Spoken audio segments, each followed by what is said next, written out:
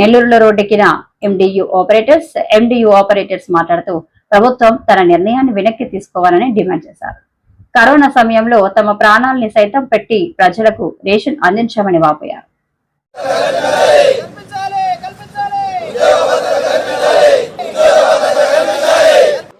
ఈరోజు ప్రధానంగా అందరం కూడా రోడ్డు మీదకి రావడానికి కారణం ఈరోజు వ్యవస్థలో ఎంతో కాలంగా గత ప్రభుత్వం ఏర్పాటు చేసినటువంటి ఈ యొక్క ఎండి వ్యవస్థలో 2021లో ఫిబ్రవరి నెలలో మాకు ఈ బండ్లు ఇవ్వడం జరిగిందండి. అందులో భాగంగా మాకు 6 సంవత్సరాలకు గాను అగ్రిమెంట్ చేసుకుని గత ప్రభుత్వం ఏదైతే ఉందో వైఎస్ఆర్సీపీ ప్రభుత్వం మాకు ఈ బండ్లు ఇవ్వడం జరిగింది. తర్వాత 9 కాలం పాటు ఏదైతే ఈ కూటమి ప్రభుత్వం వచ్చిన తర్వాత ఈరోజు నిన్న మాకు బండ్లన్నీ కూడా ఒక్కసారిగా మేము బండ్లన్నీ తీసేస్తున్నామని చెప్పి చెప్పడం కూడా జరిగింది. మమ్మల్ని ఎన్నో రకాలుగా మేము వచ్చినప్పుడు కోవిడ్ టైంలో ఉన్నామండి. అందరం రెడ్ జోన్లో కూడా చాలా కష్టపడి మా కుటుంబాలను కూడా వదిలి రోడ్డు మీదకి వచ్చి మేము పనిచేసాము. అలాంటి వ్యవస్థలోంచి ఈరోజు మమ్మల్ని అందరినీ కూడా తీసివేయడం అనేది చాలా బాధాకరమైన విషయం.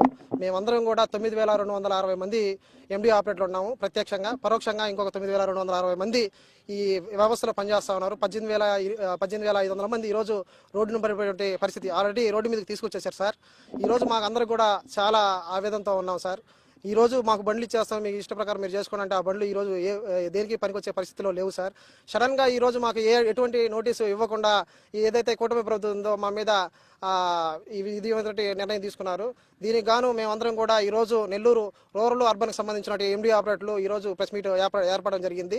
అదేవిధంగా రేపు కలెక్టరేట్ ఎదురుగా జిల్లాలో ఉన్నటువంటి అన్ని మండలాలను కలుపుకొని మేమందరం కూడా పెద్ద నిరసన తెలియజేస్తున్నాము.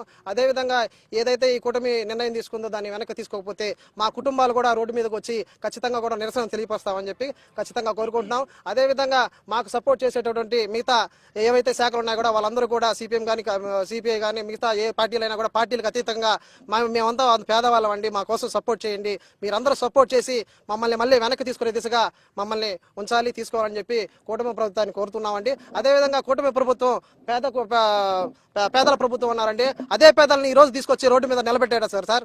ఈ రోజు రేపటి నుంచి మేము ఏదైనా పని చేసుకోవాలన్నా, ఏం చేసుకోవాలన్నా, ఇంటి బాడీ కట్టుకోవాలన్నా, కరెంటు బిల్లు కట్టుకోవాలన్నా, పిల్లలు ఎదిగిన స్థాయిలో ఉన్నారు, చిన్న బిడ్డలు ఉన్నారు, మేమందరం కూడా ఈ రోజు రోడ్డు మీదకి వచ్చే పరిస్థితి తీసుకొచ్చేసారు సార్. మా అందరూ కూడా మీరందరూ కూడా అదేవిధంగా మీరందరూ మాకు సహాయం చేయాలి. అదేవిధంగా ఈ రోజు రేషన్ వ్యవస్థలు ఏదైతే అందరూ హ్యాపీగా ఈ రోజు తీసుకున్నటువంటి సందర్భాలు ఎన్నో ఉన్నాయి సార్. అదేవిధంగా గత సంవత్సర కాలంలో విజయవాడలో వరదలు వస్తే కనీసం అంటే 1200 బండ్లు ఆ రోజు వ్యవస్థలో పనిచేశాం సార్ రేయింబావులు. దానికి కృతజ్ఞతగా భావంగా మాకు టీడీపీ ప్రభుత్వం అనేది మా మెళ్ళలో ఒక దొంగ అని ఒక ముద్ర వేసి ఈ రోజు మమ్మల్ని అందరూ కూడా బయటికి పంపించడం జరిగింది సార్. దీనిలో మేమందరం కూడా చాలా ఆవేదన చేస్తున్నాం సార్. కల్పించాలి కల్పించాలి కల్పించాలి కల్పించాలి ఏదైతే ఉందో కూటమి ప్రభుత్వం ఈ బండ్లు మీకు ఇచ్చేస్తానని చెప్తున్నారు. వాస్తవానికి మాకు ఎంఎస్సీ ముద్రా లోన్ల కింద ఈ బండ్లు ఇవ్వడం జరిగింది సార్. దీనిలో భాగంగా ప్రతి నెల మాకు 21,000 జీతం అంటున్నారు. దాంట్లో 3,000 రూపాయలు మా జీతం నుంచి కట్ అవుతుంది. అదే ప్రభుత్వం నుంచి కార్పొరేషన్ నుంచి బడుగు బలహీన వర్గాల నుంచి వివిధ కార్పొరేషన్ల ద్వారా కూడా మాకు మిగతా డబ్బులు ఏదైతే ఉందో 5,000 చిల్లర మొత్తం కానీ 8,800 రూపాయలు ప్రతి నెల ఈఎంఐ కింద కట్ అవుతుంది. కానీ ఈ ప్రభుత్వం ఏదైతే ఉందో ఇంకా మాకు 18 నెలల సమయం ఉండగానే రాత్రికే తీసుకున్నట్టు నిర్ణయం గుంపుల గోవింద విధంగా తీసుకొని మమ్మల్ని అందరినీ కూడా మా బతుకులన్నింటిని కూడా చీకట్లో నెట్టేయడం జరిగిందండి. ఖచ్చితంగా కూడా ఈ బండ్లని ఈ రోజు ఇచ్చినా కూడా ఇవన్నీ క్యాంటీన్ వెహికల్స్ కింద ఉన్నాయండి. ఈ రోజు మేము బండ్లు ఇచ్చినా కూడా రేపు బయట తిప్పుకునే దానికి కూడా లేని పరిస్థితి అండి. బయటికి రాగానే కూడా దీనికి మళ్ళీ మార్పులు చేర్పులు తీసుకోవాలి. కనీసం ఒక 50,000 రూపాయల దాకా మళ్ళీ బండి ఖర్చు పెట్టుకుని మళ్ళీ ట్రాన్స్పోర్ట్ వెహికల్స్ గా దీన్ని మార్చుకునే విధి ఉంటుంది. కాబట్టి మా అందరూ కూడా మాకు ఖచ్చితంగా కూడా మాకు ఈ వ్యవస్థలో మళ్ళీ తిరిగి మమ్మల్ని అందరినీ తీసుకొని మమ్మల్ని అందరినీ మళ్ళీ ప్రజా పంపిణీ వ్యవస్థలో ప్రజలకి ప్రభుత్వానికి వారధిగా పనిచేసే విధంగా మమ్మల్ని అందరినీ తీసుకోవాలని పత్రికా విలేకరుల సమక్షంలో అందరికీ ధన్యవాదాలు చెప్పుకుంటున్నాం సార్. సార్ సీఎం గారు అందరూ చేతులు జోడించండి. అయ్యా మేమందరం పేదవాళ్ళం సార్, మాకు వృత్తిని కల్పించి మమ్మల్ని అందరినీ కూడా మీ యొక్క ప్రభుత్వంలో భాగస్వాములు చేసుకొని అందరినీ ముందుకు నడిపించాల్సిందిగా కోరుకుంటాను. నా పేరు మాసార విశ్వనాథ్ సార్. నేను ఏపీ ఎండియు స్టేట్ సెక్రటరీగా ఉన్నానండి. ఇది ప్రతి ఒక్కరు కూడా తెలుసుకొని ఈ రోజు రేపు మాత్రం ఖచ్చితంగా అన్ని మండలాలు కలుపుకొని పెద్ద ఎత్తున కలెక్టరేట్ ఎదురుగా మా నిరసన తెలియపరుస్తున్నాం.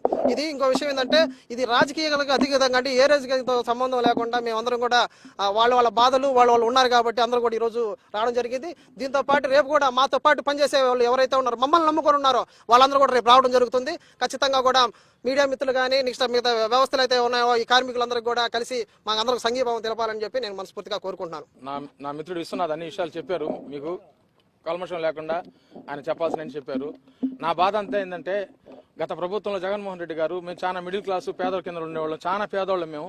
మమ్మల్ని అందరినీ ఆదరించి ఏదో బతుకు తెరువు కింద ఈ బళ్ళు ఇచ్చారు చేసుకుంటారని.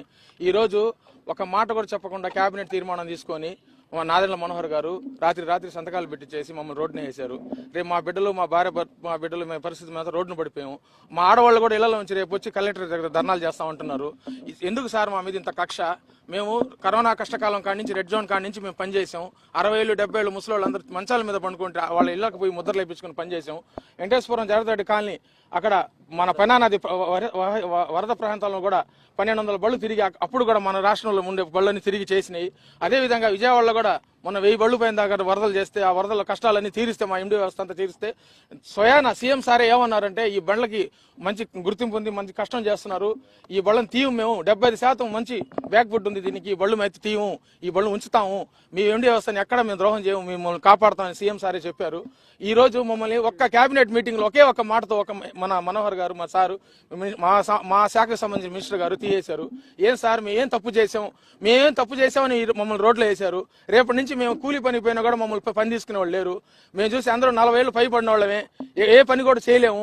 పోనీలే మీరు బళ్ళు ఇస్తా అన్నారు, ఒక క్లియరెన్స్ సర్టిఫికేట్ లేదు, మంచి చెడ్డ లేదు. ఆ బళ్ళు ఎవరికైనా మనం బాడుకు పెట్టుకోవాలన్నా బండి మైలేజ్ కూడా పెట్రోల్ బళ్ళు ఎవరు ఆ బండి బాడుకు కూడా తీసుకోరు. నడి రోడ్లో పెట్టారు సార్ మాకు. సార్ మేము పేదవాళ్ళం సార్, మమ్మల్ని గుర్తించండి సార్. మీకు మమ్మల్ని వెనక్కి తీసుకొని కనీసం మాకున్న పరిమిత కాలం 18 నెలలైనా కొనసాగించండి, మీకు కృతజ్ఞతలు ఉంటాయి. మా తరపున మాకైతే ఏ రాజకీయ పార్టీలతో సంబంధం లేదు, మాకు ఏ పార్టీలతో కూడా మాకు అవసరం లేదు. మాకు మా బతుకు తెరుగు ముఖ్యం. మేము చేసే పని తీసేశారు. ఆఖరికి మేము గ్రామాల్లో కూడా తలెత్తుకుని తిరగలేకున్నాం సార్. అంత హేళన అయిపోయారు మా బతుకులు.